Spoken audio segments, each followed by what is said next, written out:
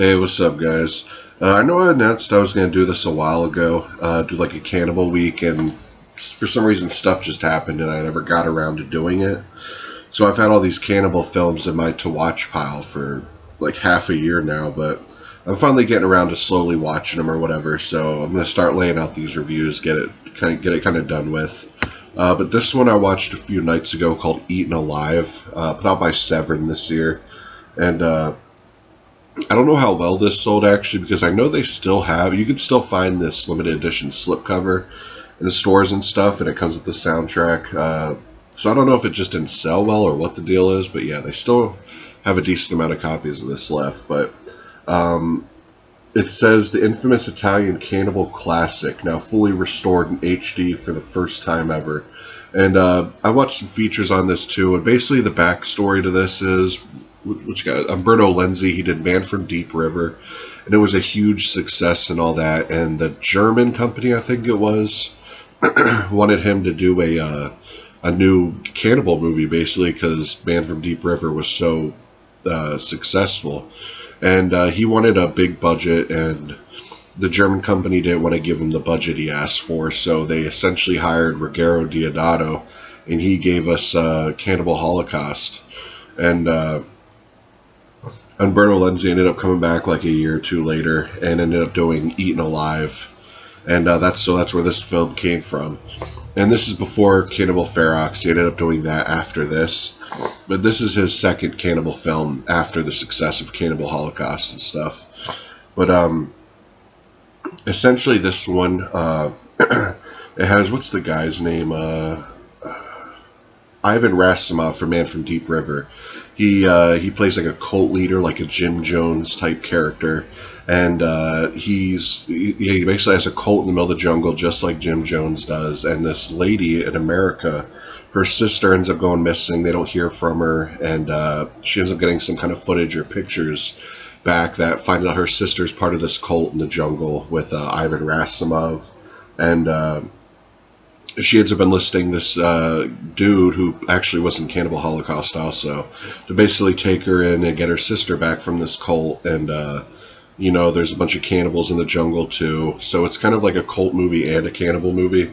And there even follows a lot of stuff like you know, they're drinking the Kool-Aid type thing, except it's like snake venom they gotta drink to kill themselves and all that. So the director even said he took it straight from the Jim Jones Massacre. So this movie's kind of a cool, it's like a different original idea when it comes to the cannibal genre. Now, it's not my favorite cannibal film. I think it's not as good as Cannibal Holocaust, obviously. I probably would say it's better than Man from Deep River just because it is a straight-up cannibal film. The one gripe I have about it, but it kind of adds to the charm of this movie, is where Cannibal Holocaust, all the cannibals seemed really authentic and everything, and just the effects and everything seemed authentic. Where this one, like, it looked like a lot of the cannibals weren't even jungle people. Like, it looked like they could have been, like, you know, Puerto Ricans or something with, like, long wigs on. Like, you could tell a lot of them were wearing wigs, and the effects just looked a lot cheesier, and, like, you could see how they did a lot of the effects. Like, they'll bury their arm in mud, and then kind of add some stuffed meat around it to make it look like they have an arm ripped off, and you could just tell what they're doing with this one. They don't hide it as well as they did with Cannibal Holocaust or whatever, but it does add to the charm of it. It gives it that 80s cheese feel to it, so, you know, it's one of those things, like, if you want the realisticness of it, go to Cannibal Holocaust, but if you just want, like, a almost like an exploitive, like, 80s late night kind of just cheese fest cannibal movie, Eaten Alive's your way to go.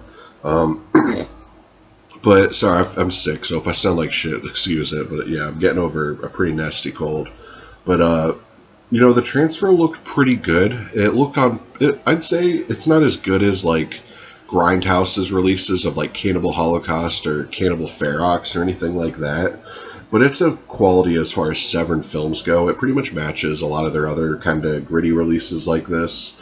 It's passable, but it's not mind-blowing. You know, the outfits, as far as where the cult is, kind of pop out, because they're all colorful. Maybe some of the greens pop out, but it's not going to be a transfer that just blows you away. Now let's get to the features. It has Welcome to the Jungle, an interview with director Umberto Lenzi. It's like a half-hour long, 20 minutes. And he's speaking in Italian, but it has subtitles and stuff. And it's a pretty informative special feature. But what really the best feature on this is a feature-length documentary on Mimi Lai, because she's in this. She was in Man from Deep River, and she was in some other Italian films back in the 80s. But it's a documentary on her and how she basically quit filmmaking, and her daughter and this dude kind of urged her to get back into, you know what I mean, let people know what she's been up to and all that. She didn't realize how many, you know, fans she had and all that, or anybody that really gave a shit about her. So it was a really interesting documentary. The Sect of Purification, an interview with production designer. I didn't watch that, but it's cool that they include it. Archive interviews with Ivan Rassimov and Robert Kerman, who was the dude from Cannibal Holocaust. 2013 Q&A with Umberto Lenzi. So, you know, the thing's pretty much loaded with features. It's got this slipcover art, which is really beautiful in person, the colors. That's the art when you take the sleeve off. And it even has different art than that. And then there's the inside soundtrack and the Blu-ray. And, yeah, this is the other art, too. Doomed to Die, which I guess was an alternative title. So yeah, I like that they give you a decent amount of artworks. I think that's really cool. I'm glad Severin released this. You know, you can never have enough cannibal films, I feel like. They're just fun to me. And I'm glad that there's more coming out. I think The Green Inferno, Cannibal Holocaust 2 is coming out. That may be just a UK release, though, so I don't know if American players will be able to play that. I mean, I have a region-free player, so it doesn't matter. But, yeah, I don't want to make this video too long. So, yeah, that's my quick review of Eaten Alive. It's a above-average cannibal film, but not the best out there. But it's better than some. So, yeah, it's definitely, if you're trying to build a collection, you want some cannibal movies, this one's definitely one you want in your collection, for sure, without a doubt. But anyways, guys, peace.